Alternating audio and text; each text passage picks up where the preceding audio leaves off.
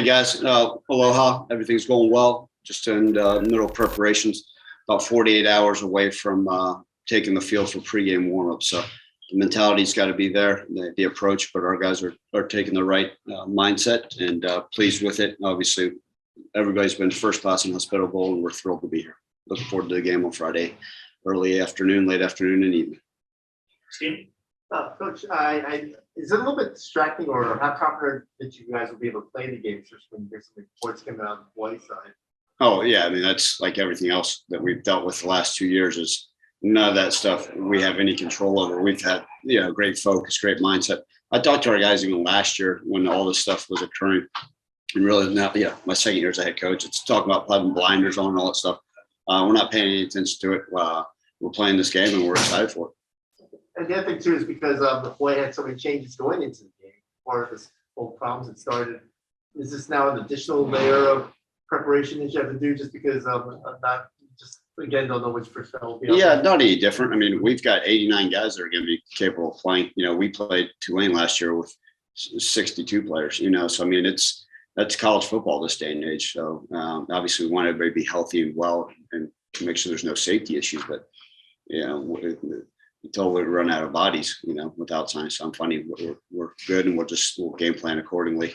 Can't make any adjustments based off of we don't know who may not be available, and same with them. They don't know who we bought on this trip and who's not there either.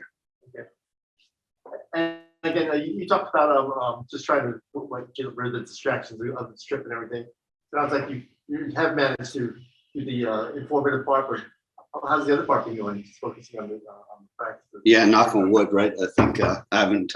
Seems like we've been doing okay, keeping our guys out of trouble. There's so many wonderful things this Hawaii has to offer, and our guys have taken the right mindset approach. We talk about it all the time, and anytime you got travel over 260 people, and I'm ultimately responsible for every single one of them. The most important thing is that kickoff at 3:04, and so. Our guys have been great. They keep the approach, and we've got to keep it down, for at least, really about 55 more hours. Thank you. Isaac and then Frank. Hey, Coach, how you doing? Yeah, I'm good. I've kind of heard some of the Hawaii players throughout the week kind of talk about this game, and they're kind of taking their approach of Memphis is coming to our house. We're defending the whole island of Hawaii. And it's kind of a unique situation. I mean, teams at times play bowl games at home. Memphis has played in the Liberty Bowl, but it's kind of a unique situation. And this one is kind of even more unique than that. Have you guys kind of talked about that aspect at all as a team? Well, we understand that there's a lot of disadvantages to us, right? Having to come over here, still adjusting the time and the weather are, the two first things. But then it's a home fan advantage, right? I know there'll be some blue in the stands, but I'd say this: 95% of the fans are going to be there rooting for Hawaii. So those are things, they're used to the stadium. We haven't even had the opportunity to go over there yet. We will do our walkthrough tomorrow night over there. But all those things. Look, they play significantly better at home. Look at their record over the years, and they're a very prideful group. So our guys understand the challenges of that.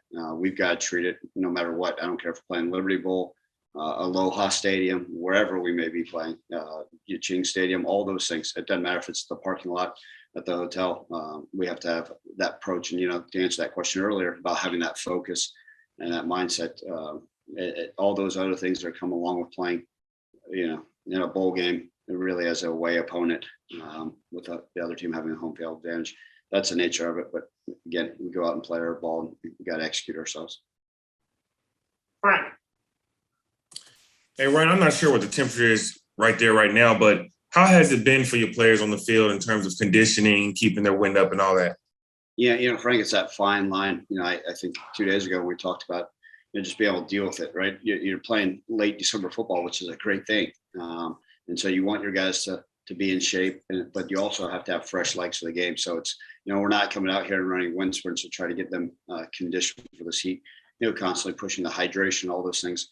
Our strength and conditioning, our medical staff have done a good job all year preparing them to play these type of games, whether it's in 15 degrees or 82 degrees. I think our guys will be ready. We train pretty hard, and so right now it hasn't seemed to be a factor. Obviously, there's a little bit different sense of intensity on game day. And now you guys have been able to kind of recover from the plane ride and all that. diving into this Hawaii team, what about them offensively and defensively? You think you guys need to focus on? Yeah, look, they're capable of creating some explosive plays. They're going to take some shots early. I went back and watched a couple of games again this morning. First play at Nevada, they run a counter play, for 75 yards for a touchdown, right? Then they take a shot over to, big old 84 goes up and makes a play versus UNLV. They're taking shots early in games, and we have to be able to limit the explosives. So their offense is very capable. I know they'll have a freshman quarterback that started 3 games. Well, that's going to certainly help them. I expect them to play with some tempo. I expect them to be able to take shots and do all those things, regardless. I mean, number 7 for them is one of the best players that we'll face all season. So we're going to have our hands full, and then obviously Coach Clark, with his first time calling plays, is going to make sure that he's got on top of things. And my last one for you is, obviously we know Kelvin's not there. Asa Martin in these last few games has really butted himself in terms of being a reliable pass catcher. How important will that be in a game where you don't have Calvin? Yeah, I mean, look, we're going to have more people step up. Everybody knew when Calvin was a big game that there was a good chance. Then also it forced defenses to adjust, so when defenses had to adjust to Calvin, obviously it changed things that we were allowed to do and maybe help out other guys. Well, no Calvin, there's not going to be a whole lot of double coverage on any of our receivers, receiving threats. Asa is going to be a huge part of what we want to do offensively, whether it's out of the backfield or line up in certain formations. He has come on tremendously well. But I think we're going to have to. It's going to take everybody stepping up. We saw Eddie Lewis start to step up in the season when Calvin got hurt. Guys like Javon Ivory, we know Sean Dykes is going to constantly be a threat for us.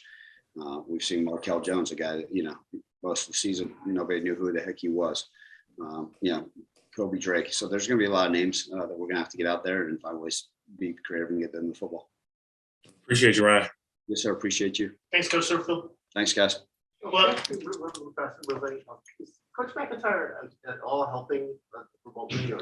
No, sir. Yeah, Clean break. Yeah, clean break. I wish him well. It's the role of the head coach nowadays. He's heading and getting the recruiting and putting together his staff. So wish him well. And I know he's been a tremendous asset for his 2 years here. But once he got the head coach job, we both agreed that it was best for him to focus on that and us to be able to head in a different direction. Okay, and transitions have been pretty good with your norm. Yes, sir. Yeah, the staff's been great and the players have been awesome. So that's what makes this thing so much easier. Thanks. Yes, sir. Thank you, guys. Thanks very